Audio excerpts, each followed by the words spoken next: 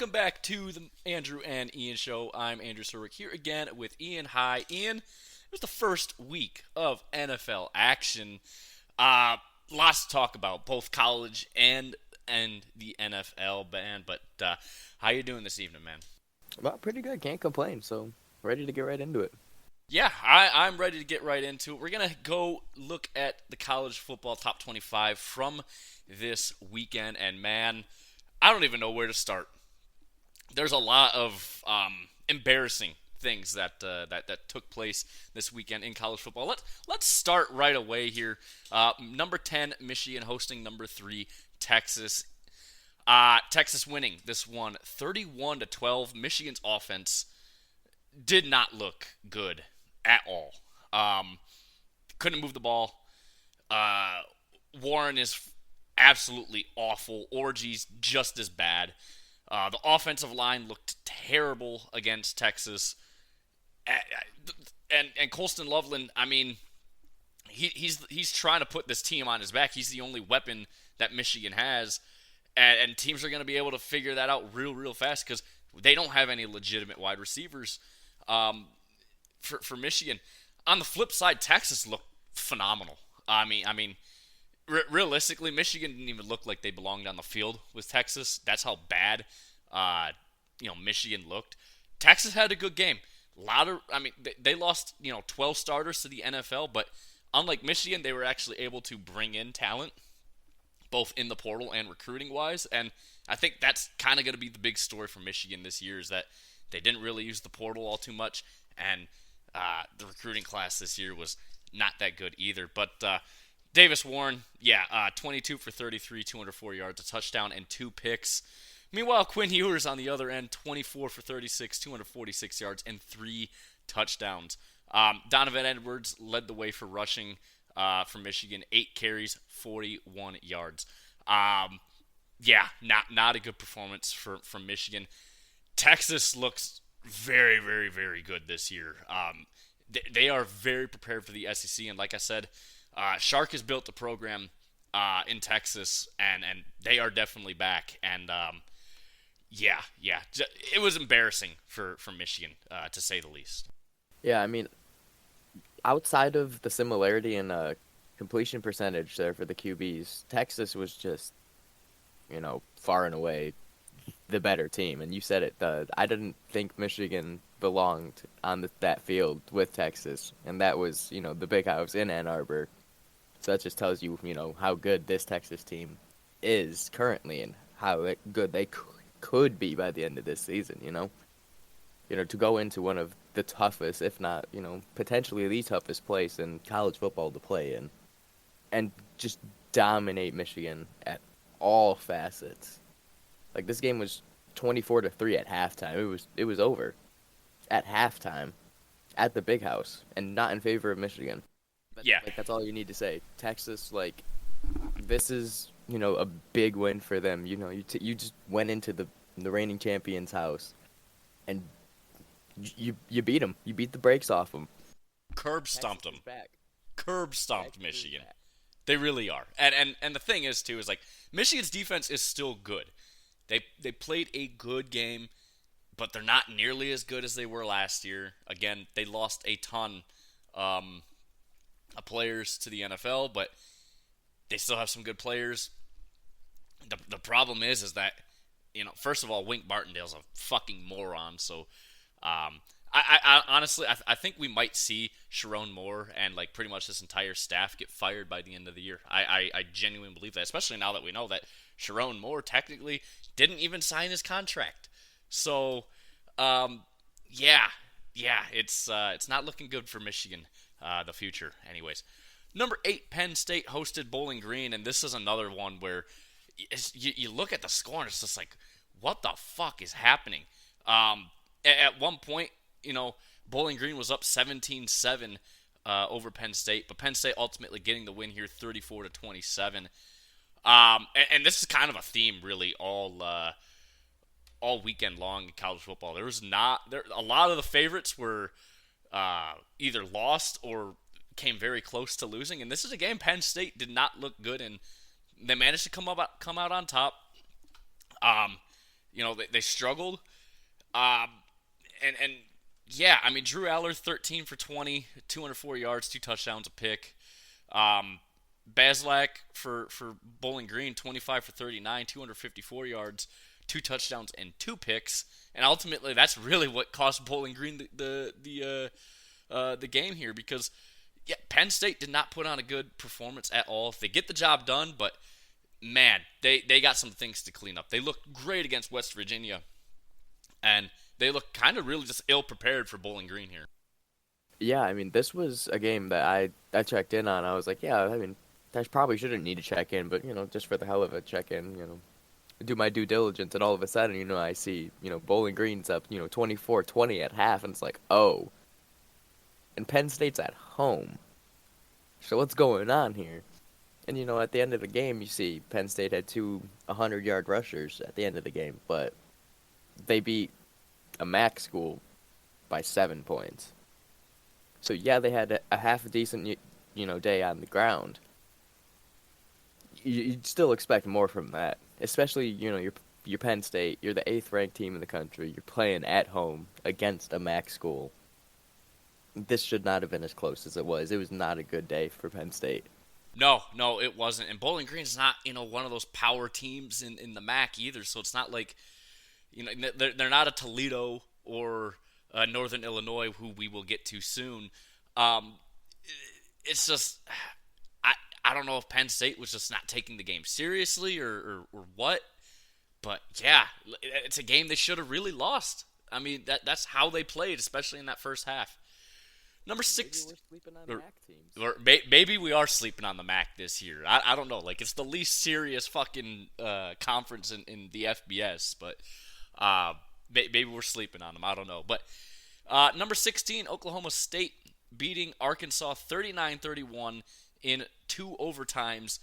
Another team, another ranked team that should have lost to a unranked opponent, and yeah, I think part of it though is that I think we kind of have been sleeping on Arkansas. I mean, they're not necessarily a good team, but they might be better than expected this year, and I mean, good for them if that's so, but it was 21-7 at halftime. Arkansas and Oklahoma State had to come from behind, and a last second field goal got them tied up to go to overtime, and then finally they win it in that second overtime period. And it was just not a good game for Oklahoma State. They found a way to win, but it's a game they should have lost because they did not play very well, and you can't go anywhere in college football by depending on last second field goals and when we get to Oregon, depending on special teams to score you points. Oklahoma State, good for them. They got the win. They came from behind, but man, they only led at 2 points in this entire game. They led for a brief moment in the third. No, in the fourth quarter. My bad, not the third quarter. And then, yeah, it's just I don't know what the hell happened, but the defense didn't look good either. Yeah, this was like the running theme for this week of teams that are ranked on upset alert again, or just because last week it was some teams were winning pretty dominant, some teams were had shaky starts, and we're like, all right, maybe it's just week one, but now we're into week two. And still, there are these ranked teams that are just being put on the fence by these, unranked opponents. And it's like, either we're sleeping on these teams, or maybe, just maybe college football might be gaining some balance back. Maybe some of these lesser unranked teams are actually finally getting more talent back there. But it could just be, a bad game from Oklahoma State, which ultimately they still got the win in 2 overtimes.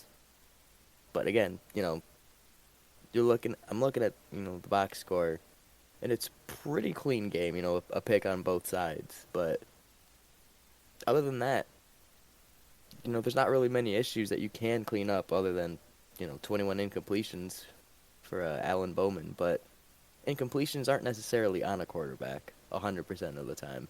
So, maybe chalk it up to just a bad game for the defense, but a win's a win.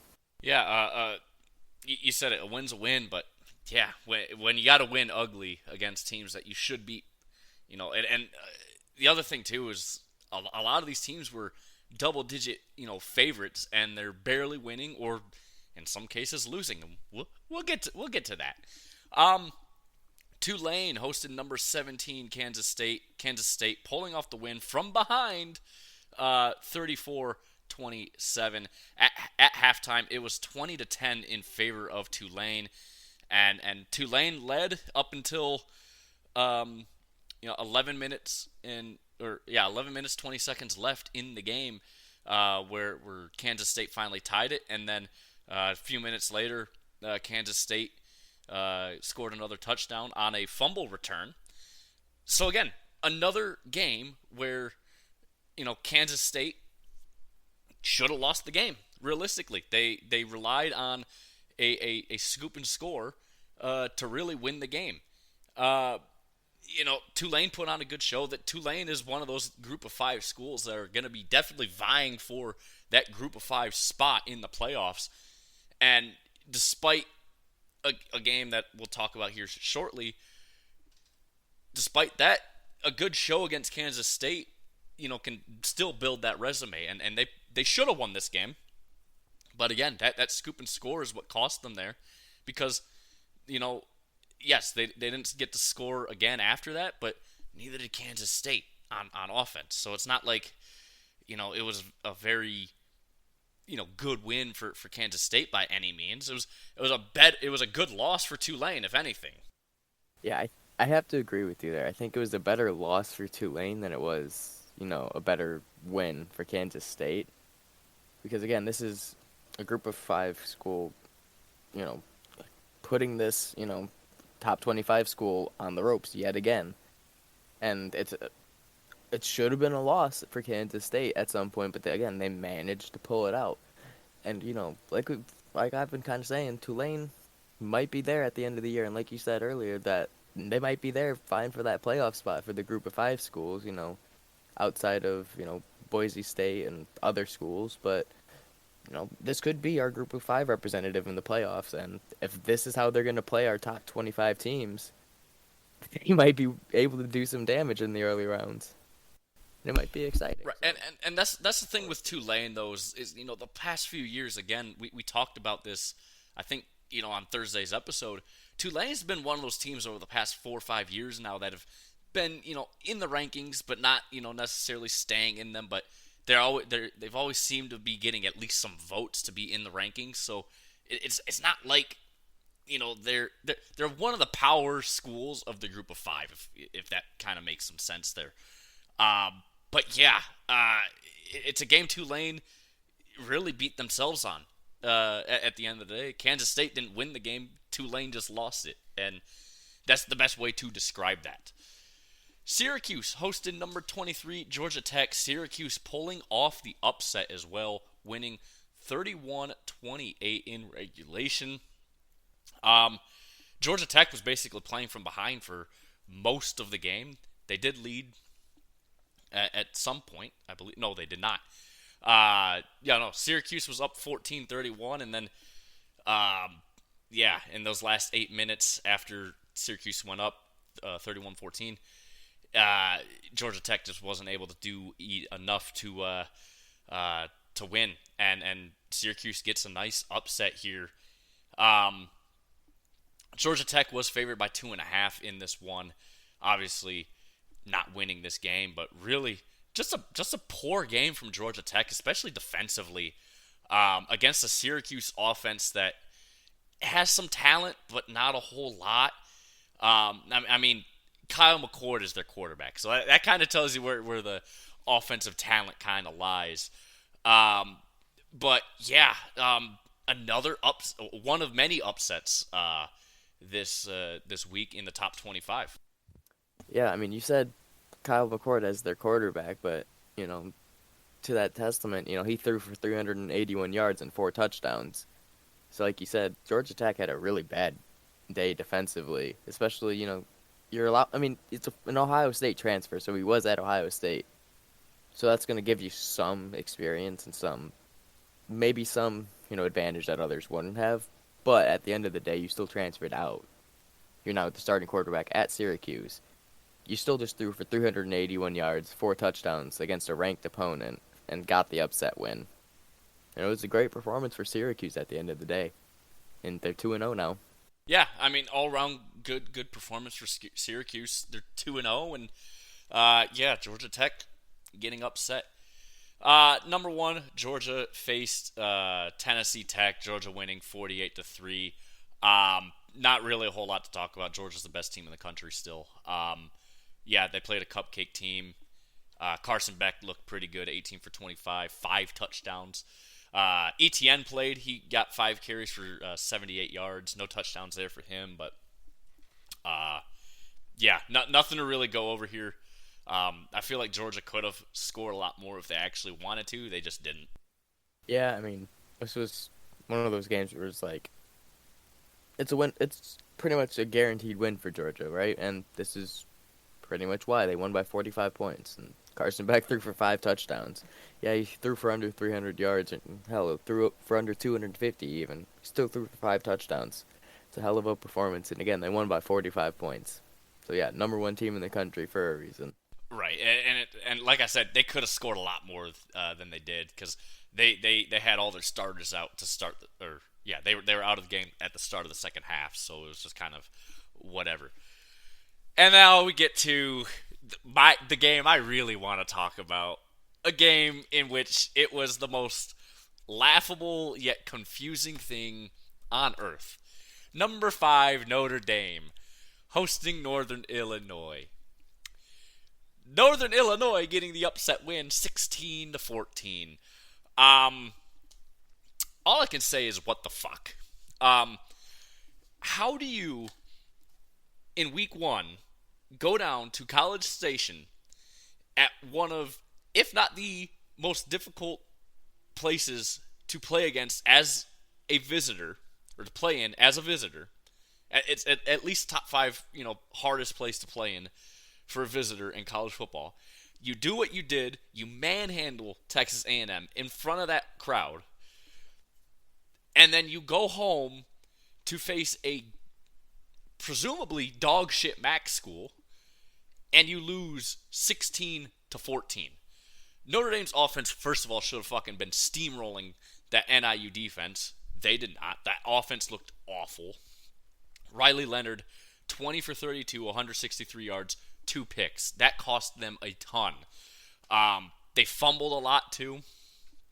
And yeah, Northern Illinois had to come from behind.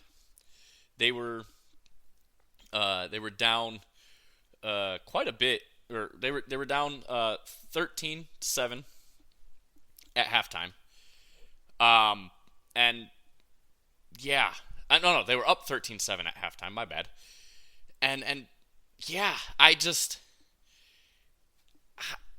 how did Notre Dame, first of all, allow that offense? I mean, it's not like their defense played bad. They played a decent game. But how did your offense not do like anything against that NIU defense? Yeah, this was, I think this is just the best way to sum this one up for Notre Dame. It's fucking embarrassing! Yeah, it was just not a good day. And I mean, now Northern Illinois is 2-0. You just came off of probably the biggest upset in that school's history. All because, they hit a 35-yard field goal with, 31 seconds left. And then they had a block field goal with, as time expired. Granted, it was a 62-yard, attempt with time expiring. So chances of Notre Dame hitting that anyway are pretty rough. But the fact of the matter is, you just had a MAC school walk into your place after you went into College Station. And like you said, they won that game pretty handily. Just to score 2 touchdowns and lose to a MAC school at home the next game. This is terrible performance for Notre Dame. And it's not like, again, you lost giving up 16 points. So defensively, it's not the worst thing in the world, but it's still not the greatest performance. I mean, you're looking at the box score here, and they almost had an 100-yard rusher for Northern Illinois. They had one receiver, two receptions, 126 yards, and a touchdown with a long of 83 yards. That secondary got torched. Yeah, I think you summed it up best when you said, Fucking embarrassing! it really fucking is. There's no other way to put it. NIU just staked a claim to the college football playoffs. Really, I mean, if they win the MAC, they're probably in. Because yeah, you get an upset win on the road against a top 5 team, and you now win your conference as well. They almost locked themselves into the playoffs this year, unless they lose the MAC title. A different story there, but if they win the MAC, they're guaranteed in. Guaranteed in. Fuck Boise State and Tulane. NIU's gonna make the playoff if they win the MAC this year. That's how much that win means to that program this year. Especially with the expanded playoffs now. Utah hosted Baylor, number 11 team Utah. Yeah, they win 23-12. It was 23-3 at halftime. The Utah's defense looked good. Problem, Cam Rising's now injured. He comes back healthy this year. Has a great week 1. Gets injured in the first fucking quarter of this game.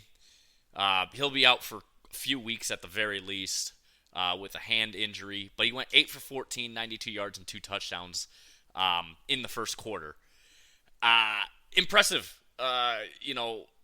showing from him in the very limited time that he played before he got injured.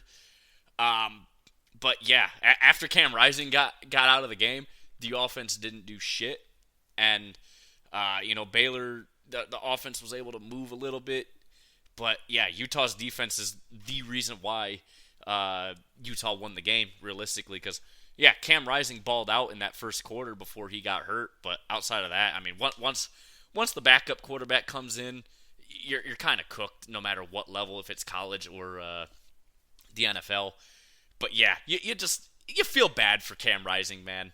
You really do. You come back healthy after missing all of last year. You look good week 1, and then week 2 you're out in the first quarter. Yeah, it was really disheartening to see yet again Cam Rising is injured. Granted, it's not a season-ending injury as far as we've seen so far. But like you said, for the performance he put up in the first quarter, 8 of 14, 92 yards, and 2 touchdowns. So a quarter of your passes were touchdown passes in just the first quarter before you were injured, and that was enough to get your team the win. Just those 2 touchdown passes alone, and the 2 extra points was enough for this, Utah team to get away with the win. If they didn't score those 2 other field goals after he left, that would have been enough, because the defense did their job and they held Baylor to 12 points. And, give this Utah team credit. This defense, That reminded me kind of like the Jets in the NFL, where this defense is really, really good, and it's good enough to steal them some games. But now their offense is down there, their highly touted quarterback, and they got to wait for him to come back. Yeah, Cam Rising trying to go for a Heisman this year, and now, yeah, he's out. I mean, he balled out for that quarter, though, that he played. Number 19, Iowa. Another upset here, losing to Iowa State, 20-19.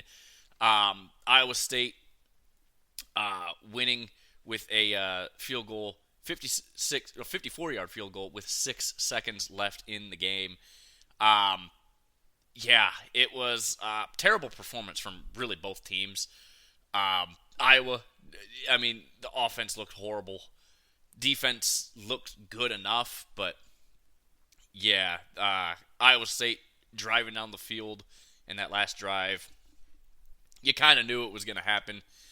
Iowa was just praying that they'd miss that field goal and they could get away with the win at 19-7, but ultimately, I think the biggest problem is that they went for a 2-point conversion with in the third quarter.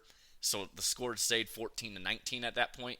If you just go for, the extra point there instead of trying to go for two, you go to overtime and you at least give yourself a chance there. So I don't know why when it's, you score a touchdown with, 5 minutes left in the third quarter, why would you go for two at that point in the game?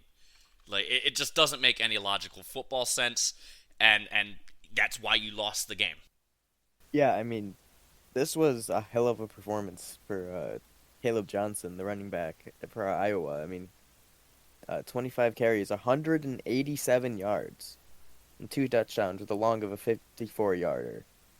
So that's a hell of a performance, and Iowa lost this game. Yet again, they failed to score 20 points on offense. And you just cannot find a way. And like you said, why are you going for a 2-point conversion, with 5 minutes left in the third quarter? Just kick the extra point, and again, you're going into overtime, and you have a chance to score more than 20 points and potentially win the game. But, I don't know if it was, big ball syndrome or his ego getting to him, but he took a gamble and lost the game ultimately. Yeah, I mean, you could also try being a better coach and scoring more points. That would help. But Iowa State's defense played actually a really good game too. So I mean, credit to them. Number 22, Louisville hosted Jacksonville State. Louisville winning 49-14. Not much to go over here. Louisville looked really good, and I'm just trying to speed through the episode as much as I can when you get games like this. So yeah, good job, Louisville. Yeah, I mean, good job being on a ranked team that wasn't upset or nowhere near being upset at all. They were in control most of the game, 28-14 at halftime, and Jacksonville State didn't score again. So really great on them. Yeah, good on them. Same game, same thing here. Number 6, Ole Miss hosting Middle Tennessee. Jackson Dart looked amazing, 25 for 27, 377 yards. Just 1 touchdown, though. Parrish looked amazing, though, on the ground for them. 14 carries, 165 yards, 4 touchdowns for him. Not a whole lot to talk about. Ole Miss looks great. Jackson Dart is a Heisman favorite, and especially now that Cam Rising's injured, he might be the only, man to really win the Heisman. Yeah, I mean, outside of Cam Ward, I mean, I think this is pretty much Jackson Dart's show for the Heisman. But yeah, great performance from Ole Miss, and this is looking like one of the best offenses in the country right now. Yeah, I told you this year, Ole Miss might be the best offense in the country. Georgia obviously a better all-around team, but Ole Miss might have the best offense in the country this year. Number 12, Miami hosted Florida A&M. Cam Ward, amazing game, 20 for 26, 304 yards, 3 touchdowns. Not a lot to go over here. I mean, Miami beating a FCS school, it is what it is. Miami's offense looks really good. Cam Ward is that dude. I don't know what else to say. Yeah, like I just said, this is pretty much Jackson Dart and Cam Ward's show for the Heisman right now. They're, pound for pound, the best quarterbacks in the country, I would say, right now. They're constantly putting on shows, constantly throwing the balls, 300-yard performances, just amazing. Yeah, plain and simple. Number 4, Alabama beating South Florida 42-16. It was 14-6 at halftime. Alabama. It was 14-13 Alabama going into the fourth quarter, and then Bama just pulled away at the very end. Milroe had a pretty decent game. I mean, nothing too spectacular. 16 for 26, 194 yards, 2 touchdowns. Bama was on upset alert going into the fourth quarter, but ultimately they pulled away at the end, and it was actually a very solid fourth quarter from Bama. Not a solid game, but a solid fourth quarter. Yeah, I mean, that game is way too close for comfort for Alabama. It's 13-14 heading into the fourth quarter. You just need to find ways. These ranked teams need to find ways to consistently assert themselves and to consistently win, and not just fourth quarter, second half they pull away. Be like Ole Miss, be like Miami. Score these points and actually put the game away in the first or second quarter and just be able to, give these starters a rest. It's the first, few weeks of the season. If you want to have these players, playing at these calibers at the end of the season, it's Alabama. Right now they're ranked number 4. You don't want any of your players being injured and hindering any of those chances like we're seeing, with Cam Rising and, across the board now. Injuries are going to come into play. And yes, it's only the second week in the season, but it's still a potential. Right, and that's the thing. But what cost Bama a lot really going into the fourth quarter is they had 3 turnovers, 3 fumbles, and it's very hard to win games when you turn the ball over three times to none. But Bama's defense really is what kept them in that game. But yeah, Missouri number 9 hosting Buffalo, winning 38-0. Missouri, yeah, beating up on a really bad Group of 5 school. Not a whole lot to talk about. Brady Cook looked pretty good, minus the interception. Didn't throw for a touchdown, but 28 for 36, 228 yards. Yeah, Mizzou's good, and that's all I got to say. Yeah, you said it. Mizzou's good. Get used to it. They're a top 10 team. Illinois hosted number 19. Illinois getting the upset win over number 19 Kansas here, 23-17. Yeah, Kansas basically, they were down 13-10 going into halftime. They took the lead with 5 minutes left in the third quarter, and then Illinois winning basically just with field goals alone. Obviously they did have the pick 6 with about 40 seconds left in the third quarter, or in the second quarter, I mean, right before halftime. And yeah, Kansas did not look good at all. Jalen Daniels had a horrible game, throwing 3 interceptions here. And obviously Kansas also had a fumble at a critical point in the game. And yeah, 4-1 was the turnovers, and that really was the story of the game. And that's what allowed Illinois to win this game ultimately. Yeah, I mean, you're not going to really win games when you have 3 picks from your quarterback and you're adding a fumble that you lost. Granted, Illinois did lose a fumble of their own, but it's 3-1 in turnovers. And again, this was a home game for Illinois, and Kansas they were down 3 at halftime, so it was a close game. And then, you're up 17-13 in the third. You just couldn't close it out. You gave up 10 points unanswered in the fourth quarter and just fell apart. You got to find a way to close that game out. Start with not throwing 3 interceptions. There's a start. Number 2, Ohio State hosted Western Michigan. Ohio State winning 56-0. Yeah, Ohio State 2 weeks in a row beating up a really, really shitty MAC school. I'm not impressed with them. Sure, they're winning games. They're putting up a lot of points. The defense is, hosting shutout against a really shitty MAC school. And yeah, I got nothing to say about Ohio State because they're just beating up shitty MAC schools. Yeah, all I got to say is Penn State, Notre Dame, that's how you play a MAC school. Take notes. Yeah, pretty much. Number 24, NC State hosted number 14, Tennessee. Tennessee getting a huge win here, 51-10. Tennessee's good, man. They are really, really good. Yes, their quarterback, Lama Leva, good game. Good game from him. 2 picks, though. So it wasn't a perfect game from Tennessee. But, yeah, NC State's defense had no match for that Tennessee offense. And same thing on NC State's offense. They could not get the ball moving at all.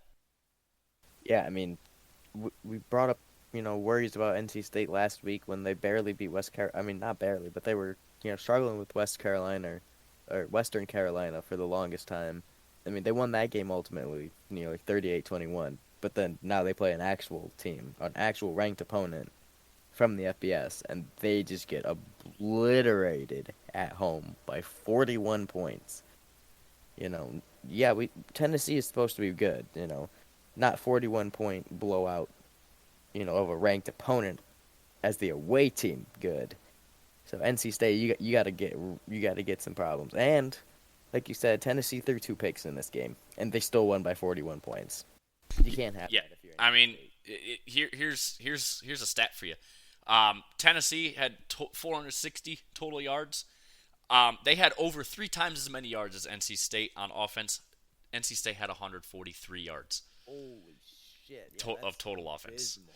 The only touchdown for NC State came off an 80-yard pick six. If that tells you how bad the offense was for NC State, It was non-existent. yeah. Like the Bears. They looked like ass offensively, and they looked like ass last week too. Number 18, LSU hosted Nichols. LSU winning 44-21. This game was a lot closer heading into or at halftime. It was 23-14 LSU. It was then 23-21 to start the third quarter, basically. And then, yeah, LSU kind of pulled away. They didn't score anything in the fourth quarter, though. And yeah, it was a very sketchy looking game for LSU for a minute. But ultimately, yeah, they pull off the win. Nussmeier, 27 for 37, 302 yards, 6 touchdowns. 6 touchdowns in this game for him. Excellent performance from him. Just that defense at points looked a little scary. Yeah, and so if I'm an LSU fan, I'm starting to lose hope in this defense. You know, you lost week 1 against USC, and USC is looking to be a better team than we both expected to be. So, you know, I'm kind of more lenient on this one, but this one now, this is a now 0-2 Nichols team, and you gave up 21 points to them. You know, I don't know who the fuck Nichols is, like, realistically, but you just gave up 21 points. This defense is pretty concerning now, if you ask me. Nichols, Who the fuck is that guy? that's how I feel about them. Yeah, LSU should have had a blowout win. The defense does not look good for LSU this year at all. I mean, the same thing as last year. They didn't look good defensively. Number 15, Oklahoma hosted Houston. Oklahoma barely winning this one 16-12. This was a game Oklahoma should have lost. They did not look good. They kind of really had to depend on Houston turning the ball over twice to win the game. And, yeah, they just did not look good. They went into the half up 14-6.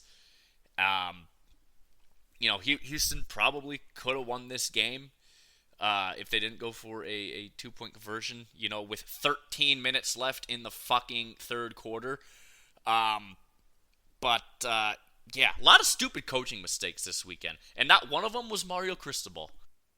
Yeah, I mean, this is just, like you said, it's just telling, you know, like we had during the SEC predictions, that Oklahoma is not going to be as good as the team that people thought they might be. And this is how we see it. You know, this is a very, very bad Houston team. You know, we were doing, you know, the over-unders for the records and whatnot. They were predicted, what, like 3.5? Yeah, it was like 3.5 or 4.5, something like that, yeah. Yeah, and you only win. You scored 2 touchdowns, a touchdown a quarter in the first half, and then you don't score on offense again the rest of the game. You score a safety in the fourth quarter. That's the only points you score the rest of the game. That is very concerning for me if I'm an Oklahoma fan. And you're the number 15 team at the time of this game, and you do not score in the second half outside of a safety against an unranked opponent who is, on paper, vastly inferior to you. Yeah, it was just embarrassing. Oklahoma should have really lost that game. Like, they really, really should have. Number 25, Clemson hosted App State. Clemson winning 66-20. App State is, you know, they are a, you know, group of 5 school. Not a good school, not a good program, but I wouldn't say necessarily not a good program, but not a bad program by any means. They're just average. Clemson's defense has some worrying things about it, but the offense looked really good, again, against a really bad App State defense. But, yeah, just a good game from Clemson offensively. Yeah, this is a good rebound game from Clemson. I mean, yeah, you lost week 1 against Georgia, you know, 34-3. It's a 31-point loss. You come back with a 46-point win. I mean, yeah, it's App State.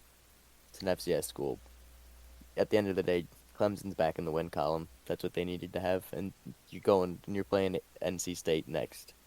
So it's looking like a winnable game. So Clemson might be 2-1 next time. Yeah, we'll just have to see. Number 7, Oregon beating Boise State 37-34. Oregon, man, I was high on Oregon coming into this year. I'm not high on them anymore. Having to depend on special teams twice in this game to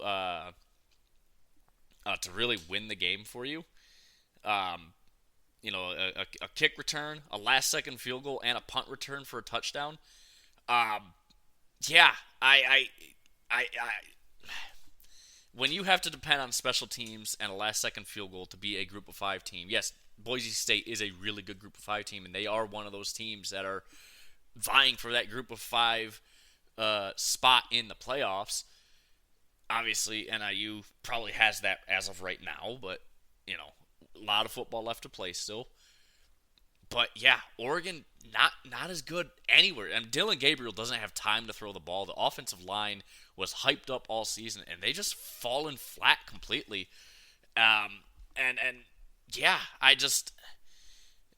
Oregon does not look good so far. Yeah, I think USC might be the team that we thought Oregon might be. This, again, not a very convincing win against, this time it's a Group of 5 school, so it is an FBS school. But still not a very convincing performance at all. I'm not very confident in Oregon anymore. No, I'm not confident in them either. And same with this team. Number 20, Arizona hosted Northern Arizona. Arizona winning 22-10. Arizona was losing at halftime 10-6. Ultimately, it just wasn't a good performance from Arizona. Fafita did not have a good game at all. 18 for 26, 173 yards, a touchdown, and a pick. The defense played well, but again, that offense just looked not too good, especially after last week's very impressive performance where they put up, 60-something points, I think? Yeah, 61-39. Yeah, it was just not a good performance against an FCS team in Northern Arizona. Yeah, you said it best. They scored 61 points against, albeit, a not good FBS team, but they still scored, 61 points against an FBS team just to only score 22 points against an FCS school. It's pretty drastic jump. Yeah, the offense looked kind of lost out there, and yeah, they're lucky they got to win that game because, yeah, you go into halftime losing to an FCS team that's not good at all. I mean, yeah. And then lastly, number 13, USC hosted Utah State. USC pitching a shutout, 48-0. Miller Moss is he is fantastic. He is still, I think, the best quarterback in the Big Ten. I'm not ready to say the best, quarterback in college football, but definitely best quarterback in the Big Ten. Lots of NFL level throws. Really good game from him. 21 for 30, 229 yards, just a touchdown though. But again, he's just making NFL caliber throws, and yeah, USC's defense actually looks pretty solid this year too. Like I said during the Oregon Boise State recap, USC just might be the team that we thought Oregon was. Yeah, they just might be. But yeah, so that wraps up college football. I would go through the rankings. It's just we're already 45 minutes into this episode, so I want to just get over into the NFL because there's still a lot to talk about there. But NIU's ranked, and Boston College is ranked, and Nebraska's also ranked. Colorado is fucking garbage, by the way. But anyways, moving on over to the NFL now. Starting with Thursday Night Football, Chiefs beating the Ravens 27-20. And the Ravens almost won this game. They almost won this game. They were going to go for 2, but the last second touchdown by a toe, they lose the game. They don't get a touchdown there. because because I forget who it was, but their toenail was just on the line, and that's enough to be called out of bounds. And yeah, the Chiefs end up winning 27-20. Yeah, the Chiefs would not have this banner ceremony spoiled this year. Yeah, Isaiah Likely literally just a cock hair out of the end zone, and it's you're right there away from going for two. I would have loved to see the Chiefs go down in this game, but again, when you're having Lamar Jackson overthrow a wide open Zay Flowers in the end zone, literally the play right before that, you know, Lamar shot himself in the foot quite often in this game. And this was a game where, Patrick Mahomes on the other side didn't look the greatest at times either. I was watching this game and I was like, whoa, this is not the Chiefs and the Ravens I was watching last year. What the fuck is going on? Right, and to be fair, part of that is with the Chiefs. Mahomes didn't play a single snap of preseason football, and you notice a big difference between the players, or especially the quarterbacks, but every player that did play a couple snaps in the preseason, some that didn't. The ones that did play in the preseason had a really good week one. The players that didn't have a really good week one, and we'll get into that with a lot of these other games, especially when it comes to our Lions. But and we will get there. But yeah, Mahomes didn't have the greatest of games, but he still put up almost 300 yards at the same time. So I mean, but yeah, it just wasn't the game that it was hyped up to be. The NFC, or not the NFC, the AFC title rematch. Yeah, I definitely agree on that one. It was a good game at the end of the day, just not what it was hyped up to be. Yeah.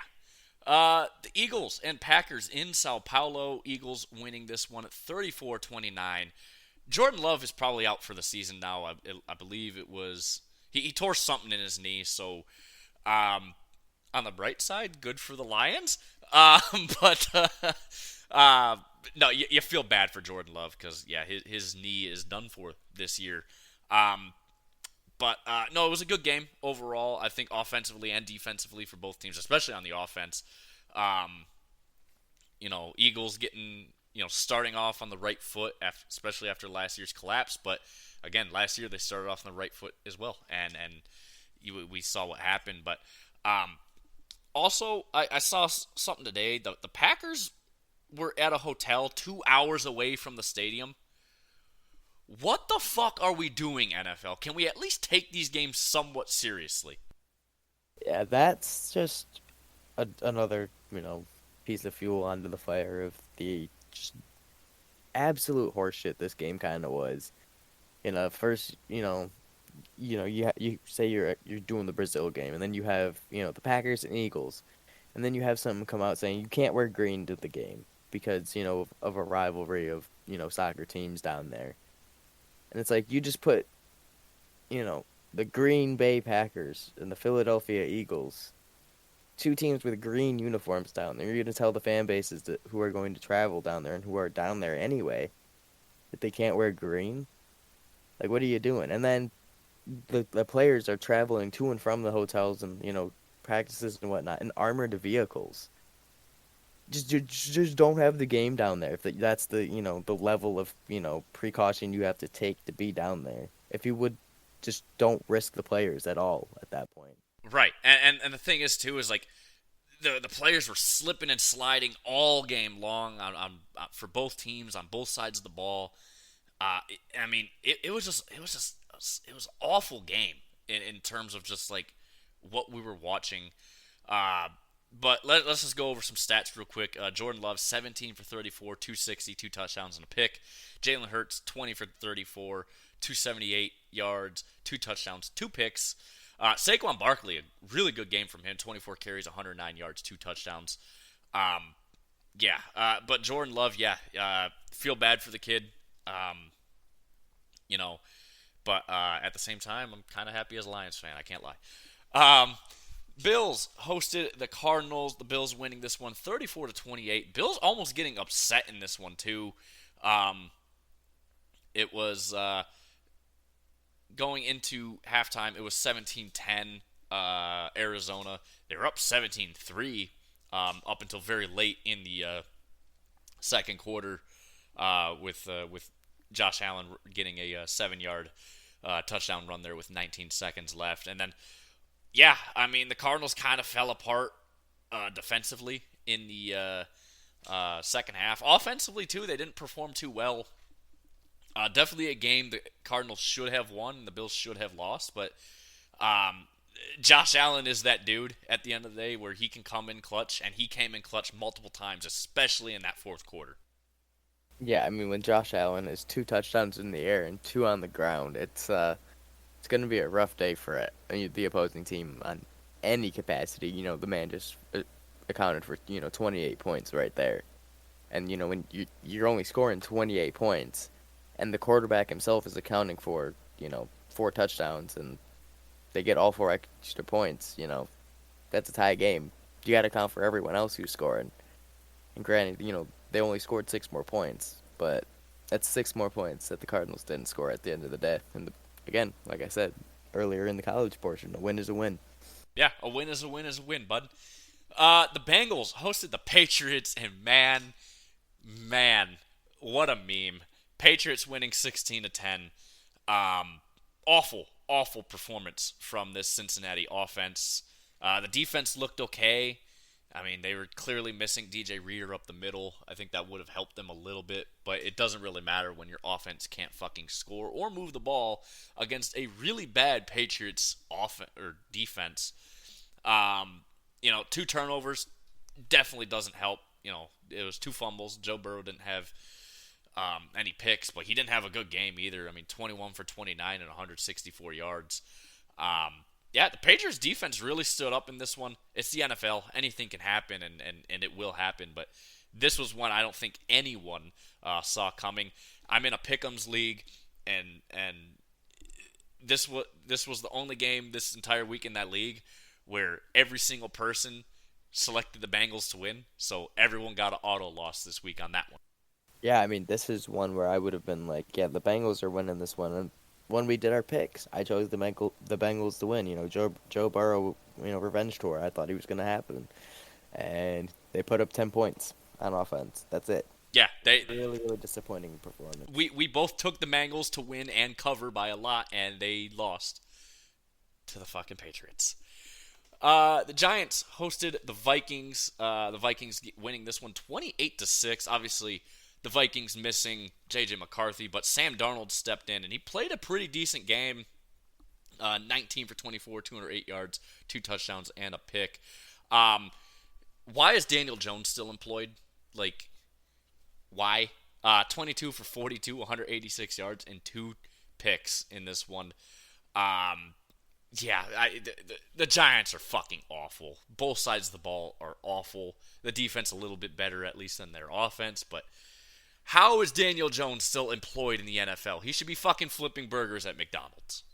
Yeah, I mean, the bright spot for the Giants is Malik Neighbors, but you got to have someone who's competent to, throw him the ball, and Daniel Jones is not that answer. No, I think they're just praying that they finish last in the league and they can go get a quarterback at number 1 this year. I think that's really it. Because, yeah, Daniel Jones is fucking garbage, dude. Holy shit, he's so bad. The Bears hosted the Titans. The Titans losing this game to the Bears, but they should have won this game. But the Bears won 24-17. Tennessee should have won this game because, really, they had a better offensive game. I mean, Caleb Williams did not look good at all. 14 for 29, 93 yards. It is week 1. Every rookie quarterback looks pretty bad in week 1. I mean, C.J. Stroud didn't look good in week 1 last year.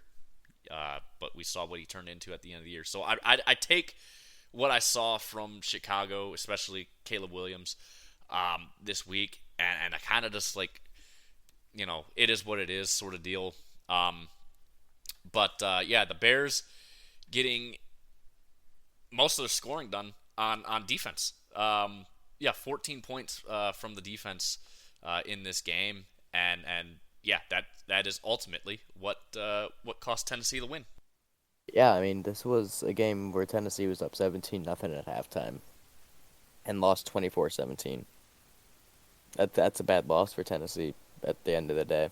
You were up 17-3 at halftime And you lost 24-17. Yeah, a block punt returned for a touchdown and a 43-yard pick six, and that sealed it right there. Yep, 100%.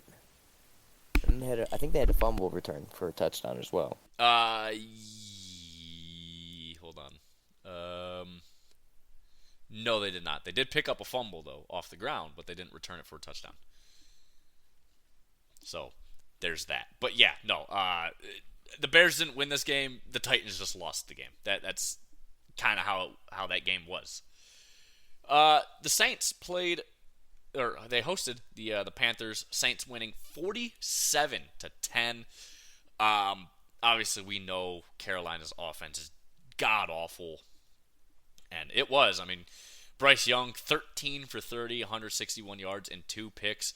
Derek Carr had a very, very good game though. 19 for 23, 200 yards, 3 touchdowns. Yeah, I was impressed with the Saints offense. I mean, the defense, I couldn't really get a read on them because the Carolina offense is awful, especially with Bryce Young, who can't see over the top of his offensive line. But yeah, I mean, a good game for New Orleans here, a good win, and yeah, the Panthers are going to have a long season again. Yeah, Panthers are going to be down there with the Giants, scrapping for that number 1 pick at the end of the year. Terrible showing from them. Absolutely terrible. The Falcons hosted the Steelers. Steelers winning this one 18-10. Yeah, this was a very, very weird game. Steelers not scoring a single touchdown in this game. All field goals. Normally, I say you can't win kicking only field goals, especially in the NFL. But apparently, you can if you're the Steelers. You know, the Falcons' defense stood up when they needed to. It's just they didn't stand up enough, I guess, if that makes sense. But yeah, Kirk Cousins. I don't think he's fully healthy. I really, really don't, because he didn't play a single snap under center. He through his career, he's been about 27% every single game. 27% of his snaps have been under center, basically in every game. Not a single snap under center. They were in pistol pretty much the entire game, so he did not drop back much at all. So I don't think he's 100% healthy. I really, really don't, because when you're not getting your quarterback under center at times and you're only having him run in pistol, and so he doesn't have to drop back, I question how healthy that Achilles really is. Yeah, I mean, we saw Aaron Rodgers coming off an Achilles, and he seemed to be more mobile than Kirk Cousins. There's something the Falcons are either not telling us, or they're just like, he's not completely healthy, but he's got to get out there. We're paying him way too much to sit on the bench. I think part of that too is Aaron Rodgers had his injury week 1 last year. Kirk Cousins was much later in the season, so it might not. So again, it might not be fully healed, but it's healed enough. But yeah.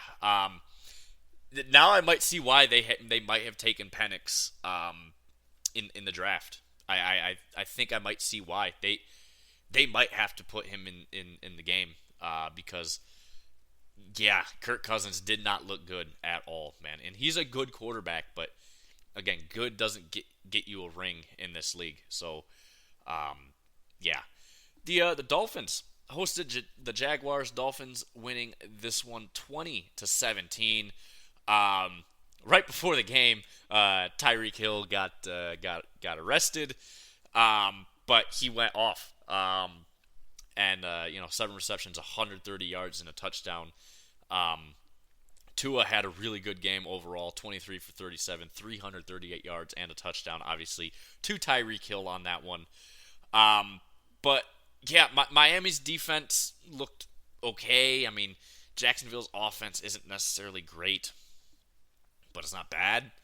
It's just I expected a lot more out of this Miami offense in this game, but Jacksonville's defense did a good job shutting them down.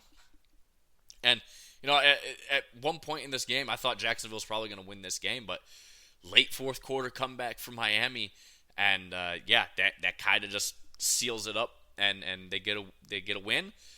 An ugly win, but a win.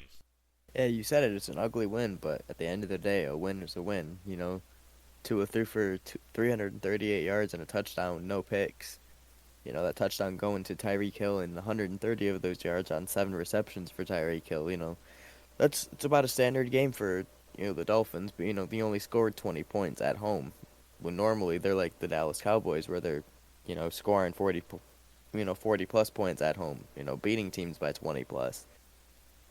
Maybe the Dolphins aren't going to be as good as I thought personally, but testament to that Jags defense that came ready to play today, and only allowed the Dolphins to score 20 points. Yeah, I mean, good defensive showing from Jacksonville, but was it a good defensive game really, or was it more Miami's offense didn't look all too good? I'd lean more towards it was Jacksonville's defense actually putting up a good show, but yeah. The Colts hosted the Texans.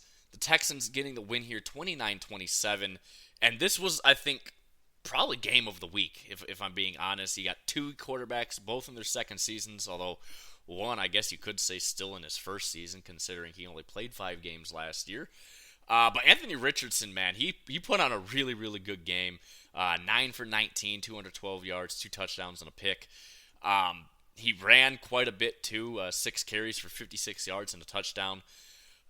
C.J. Stroud had a really solid game, though, too, throwing for 234 yards and 2 touchdowns.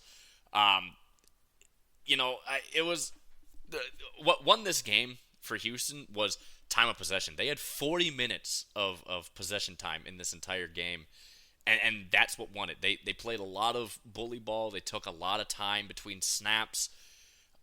Houston just, I mean, they played a really, really good game. They were able to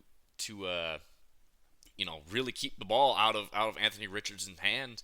And that's, I think, going to be the key going forward for any team playing against the Colts, is because Anthony Richardson, I still think he's that glass cannon where it's just like when he does good things, he does really, really good things, but he can also do really bad things too. We saw with that terrible pick that he threw. I mean, what the hell was that? But I mean, yeah, this is going to be a really, really good rematch when they go play in Houston in a few weeks. I think that's going to be a really good game to watch. But yeah, Texans getting a nice win on the road against a division rival who's going to be fighting you for the division title this year. So, I mean, good start to the season for the Texans. Yeah, this was. I think you said it. It was probably game of the week. It was the only game I stayed tuned into the entire weekend outside of the Lions game, which I was perfectly at, or not presently at. But it was, yeah, I think it was better than that one, and that was a game that went into overtime, and we'll get to that later. But a great game, like you said, Anthony Richardson. He just might be that guy. He might be. Keyword there is might. C.J. Stroud, though, I mean, we already know what he is, especially after the last, more like 3/4 of the season last year. I mean, he looked so good. Oh, yeah, he's my fantasy quarterback for a reason now. Right. Yeah, the Chargers hosted the Raiders. Chargers winning here 22-10. First game of the Harbaugh era, first win of the Harbaugh era. And it was a good game for the Chargers, especially offensively. The defense we know has a lot of talent, and Jesse Minter is he came with Harbaugh from Michigan, and he's using that defense that Michigan used last year to win a natty, and yeah, it looked really, really good. Justin Herbert had a good game, 17 for 26, 144 yards and a touchdown. He just doesn't have any weapons to throw to, and I think it's going to be a long year for him. He's not going to like the way that they play offense because they're going to be running the ball a lot. I mean, J.K. Dobbins, 10 carries, 135 yards, and a touchdown. Good game from him, and it's the way that the Chargers are going to be playing football all year long, is they're going to be running the ball a shit ton. And Justin Herbert's not going to like that, but he doesn't have anyone to throw to. I mean, his best receivers, Lad McConkey, and he's a rookie, so you can't truly depend on him just yet. But again, Harbaugh likes to run the ball, and Justin Herbert's going to have to deal with that this entire season because, I mean, he doesn't have a lot of weapons to throw to, and Harbaugh knows that. Yeah, this was, like you said, first game of the Harbaugh era, first win of the Harbaugh era, and ironically enough, he's going to have to rely on the two running backs that he got from his brother in Baltimore. So this is going to be a season where, like you said, they're going to be running the ball an absolute fuck ton. Justin Herbert is not going to be passing the ball that much unless out of nowhere, Quentin Johnston and Ladd McConkey just become, good receivers. These were, these past Chargers picks, like I said, with Quentin Johnston, just should have been a good pick, and it just has not panned out for them. Now that they're at the point, they need to start giving Justin Herbert weapons, or else he's not going to be performing. Yes, their next game is, they're in Carolina, and Carolina is not a good team. But, you got to give Justin Herbert some weapons. Yeah, and also shout out Joe Alt. Really, really good first game in the NFL for him. So shout out him, man. Good. That was a good pick for the Chargers, obviously, to really establish a presence on that offensive line. Really good job in this game from him. Seattle hosted the Broncos. Seattle winning this one 26-20. It was an okay game for Bo Nix, 26 for 42, 138 yards, 2 picks. He did rush for 35 yards and a touchdown in this game, but ultimately Seattle's defense really shut down that Broncos offense. Bo Nix did not look good. I mean, again, it's a rookie quarterback. He looked lost out there, especially in like the first half of the game. He looked really, really lost. He settled down a bit in the second half, but at that point, it just wasn't enough for that. Geno Smith had an average game. I mean, 18 for 25, 171 yards, a touchdown and a pick. But Kenneth Walker, what a game for Seattle. 20 carries, 103 yards, and a touchdown. Really just carrying that Seattle offense all game long. He looked phenomenal. He really did look phenomenal. And Seattle getting a nice win here to start the season. They got some things to work on, but it's a good start to the season. Yeah, it's nice to see a running back pick pan out for Seattle for the first time in a while. So, Kenneth Walker, as a Spartan fan, it's good to see that he's, having a good, career in the NFL so far. But, like you said, Geno Smith, it's an average game, averaging 6.8 yards per completion, only took 2 sacks, only lost 13 yards on those 2 sacks combined. So it's not, terrible, And, again, sacks are kind of on him, kind of on the O-line, just depending on, if it's a busted play on the O-line or if he just wasn't paying attention. But, he threw a pick. It's Geno. He's probably going to have a pick every so often. But, had a, 34-yard rush, had a touchdown.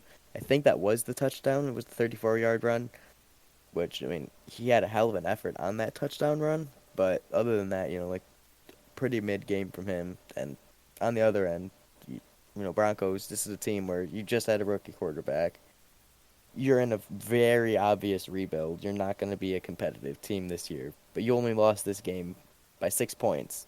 So altogether, not the worst, that you could expect for the Broncos. No, and like I said, too, rookie quarterback, I don't put a lot of stock into first games for quarterbacks. In fact, I don't really put a lot of stock until, week 4, week 5 for these rookies because the game is so much faster than the college level, and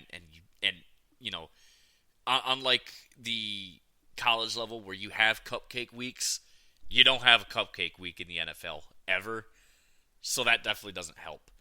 Cleveland hosted Dallas. Dallas getting a huge win here, 33-17. Deshaun Watson's ass. That's really all I can fucking say about this game. The Cowboys looked good, but Um, CeeDee Lamb, 5 receptions, 61 yards. Dak had an average game. I mean, 19 for 32, 179 yards and a touchdown. Zeke Elliott, 40 yards on 10 carries. So, I mean, 4 yards a carry isn't too bad, but man, Deshaun Watson is just ass. That's like the biggest takeaway I got from this game is that like the Browns defense a little bit overrated. I think coming into this year, I don't because Dak didn't have an impressive game. I mean, offensively, the Cowboys didn't have an impressive game, but Deshaun Watson's ass. That's literally all I can say. Yeah, the Browns are really kicking themselves, letting Baker Mayfield walk and picking up Deshaun Watson, who, by the way, also has another sexual assault case against him. So, yeah, you at this point, Browns, you might as well just let him walk and deal with those and bring back Joe Flacco and actually start winning games. I believe Joe Flacco's in Indianapolis as the backup, so not gonna have that happen. But yeah, that's not good. That's not a good look for Deshaun either. But yeah, he is so garbage, man. He's the definition of a system QB. The only system that ever worked for him was when he won his natty at Clemson. He hasn't been good in the NFL since. So yeah. The Bucks hosted the Commanders, winning this one 37-20. Baker Mayfield, man, he's really revitalized his career. He really, really has. 24 for 30, 289 yards, 4 touchdowns. All round, just good game from Tampa, especially on the offensive side. Defensive side looked good. I think Jaden Daniels was the best rookie QB this weekend.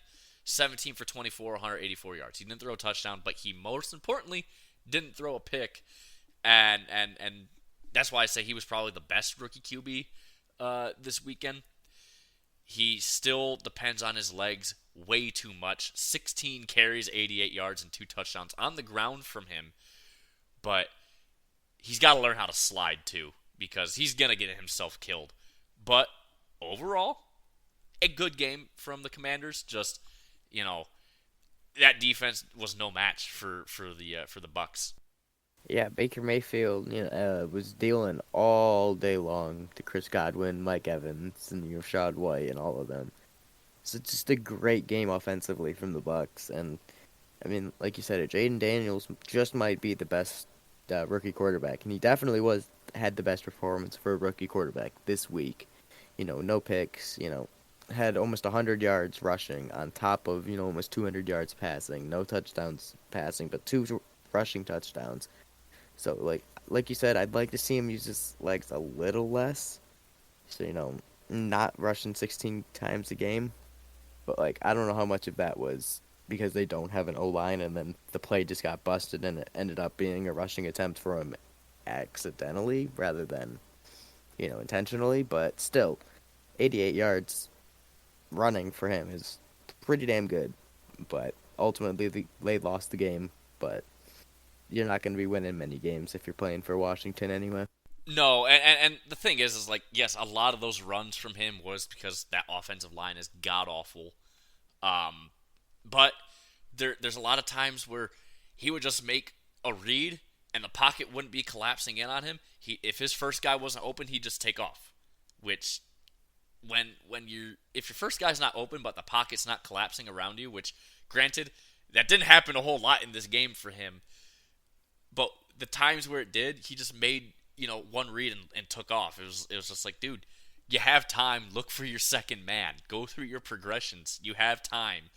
Very rarely do you have it, but you have time. So he's just gotta, get used to the NFL. I get it. I don't take too much, from what I saw in week 1. He just gotta let the game slow down. But that only comes with time.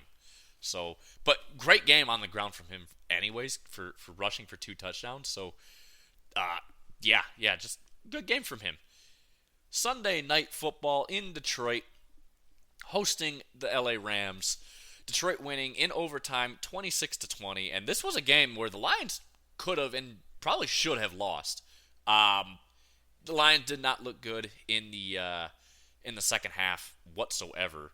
Um, you know, but David Montgomery at the end getting a 1 yard touchdown rush to win it in overtime.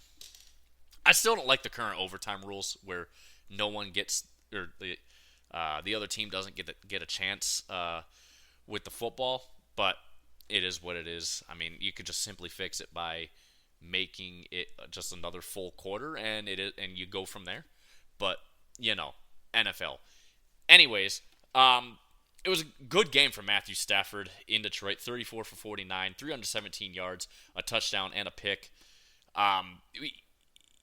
What I think really saved the Lions in that game was that pick at the end of the second half, or end of the first half, I should say. Also, the Lions defense looked okay, especially with a lot of rookies in the secondary, especially. My question is how the fuck is Cooper Kupp always fucking open, dude? I don't get it. Nakua was out in the second half, and yet you couldn't find anyone to keep an eye on Cooper Kupp, who's just wide open on like every single fucking play. 14 receptions, 110 yards, and a touchdown. He wouldn't have had that touchdown if he wasn't somehow just magically open like he always is. What this is going to be the story for the Rams, I think, all year long. Cooper Kupp's just going to be wide open just magically. Shout out Jameson Williams, though. He matured a ton over the offseason. 5 receptions, 121 yards, and a touchdown in this game. Man, if Jared Goff had a little bit of a stronger arm and just, he didn't have to come back for the ball on that touchdown that he had, it would have been a more beautiful play. But I think J-Mo might just be too fast for Jared Goff. Man, that kid has some fucking speed. Yeah, watching that touchdown unfold, it was just like I was sitting there and like I've wanted to see J-Mo succeed since he got into the league. And he said, obstacle after obstacle, some of his own making, some of, the natural making, with the injury and all of that. But this is his first full off season, the first, preseason that he got through, and now he's starting the season, with the team ready to go.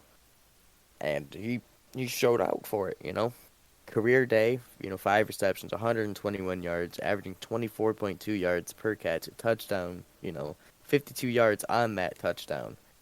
He had 5 receptions on 9 targets. So, you'd like to see him haul in, more of those, but, it's the first game, so it's not, not the worst in the world. But again, for someone who has not had that season, or that, that off season to, really go through all of that process, to finally have that and go through that, and this is how he responds, I'm going to be really high on this kid for a long time. Yeah, and as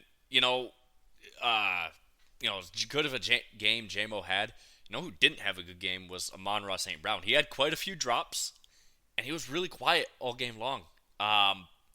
The Rams did a really good job of taking away Jared Goff's bread and butter, and that was, the middle of the field, and that's where Amon-Ra thrives, is in the middle of the field. The Rams did a good job shutting that down, and I think that's part of why, St. Brown had that quiet of a game. Laporta had a good game.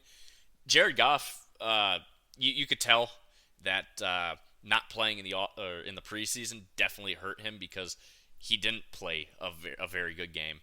And Stafford, he didn't play in the preseason, but he looked okay. I mean, you could also tell he didn't play in the preseason.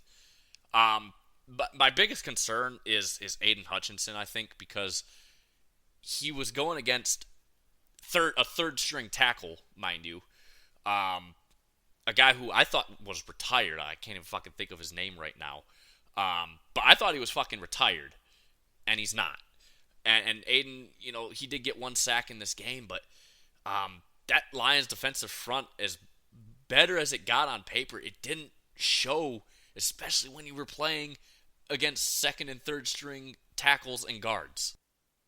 Yeah, that is one of the big concerns I did notice was, as many pressures as they might have gotten they weren't finishing very often. They had Stafford on the run quite often.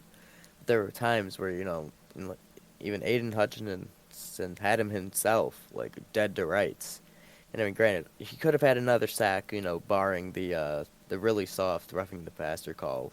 But granted, I get it. He hit him low, but what do you want him to do when he's in the middle of a dive, right? But other than that, so he could have had 2 sacks on you know, his score sheet. But you still want to see more from that. At the end of the day, like you said, they're playing second string and third string tackles. This should have been a field day all day there, and it just was not. So give the Rams credit. Yeah, I gotta give them credit for that, and like I said too. I mean, the the Rams were they were solid. They played a really really good game, and I mean that's all I can really say about it. But yeah, the that defensive front for the Lions is concerning, especially the way they played against, again, second and third string tackles on both sides of that line. So yeah, that a little bit concerning there, but yeah. And then last night, the Niners hosting the Jets. Niners winning this one 32-19. Christian McCaffrey was out. It didn't matter. It was, yeah, Brock Purdy 19 for 29, 231 yards. No touchdowns for him. But yeah, a good game from San Francisco. Their defense right where they left off last year. Really, really good. Brock Purdy looked solid, like I said. Aaron Rodgers made it more than 4 snaps into the season, so, I mean, credit to him on that. 13 for 21, 167 yards, a touchdown, and a pick for Aaron Rodgers in his first actual game for the Jets. The Jets defense is still good. I just think this Niners offense is just so talented that it doesn't matter how good your defense is. You got to score a lot of points on offense, and the Niners defense is just as good as their offense, and that's why they're just so good. They're such a privileged fan base. I swear to God. But yeah, no, good game for the Niners overall. I mean, a good game for the Jets, but obviously it was not enough. Yeah, I mean, you said it the best. They're a privileged fan base. I mean, how many teams can look there and say, they have a running back the caliber of Christian McCaffrey, and that their backup can come in, and put up the amount of stats that he did. 28 carries for 147 yards, a touchdown, averaging 5.3 yards per carry. He had some really big shoes to fill, and I'd say he filled them pretty well. Just rushing-wise. I mean, receiving, he had the 1 reception for 5 yards, but, didn't have any fumbles. So for being a backup to Christian McCaffrey, I'd say he filled in pretty damn well. So give Jordan Mason some credit there. Oh, I mean, yeah, absolutely. I forgot to go over him. Yeah, 28 carries, man. And, those could have been all Christian McCaffrey's. But, yeah, what a game from him, especially for being a backup running back. I mean, you don't expect that from your backup. But, yeah, so that's going to wrap us up, guys, from week 1 of the NFL and week 2 of college football. Much longer episode, of course. We're almost an hour and a half into this, so it could have been longer if we did college football rankings. But, yeah, so anyways, guys, rate, review, subscribe, help us out. Let us know what you guys want to see more of course. We're going to keep this thing rolling. Follow our Twitter, at Andrew N. Ian Show. Andrew N., the letter N, Ian Show. Because Andrew and Ian Show is just a little bit too long for Twitter handles. Keep sharing the podcast, though, guys. Check out the YouTube page, of course. Thank you guys so much again for listening, and we will see you guys on Thursday.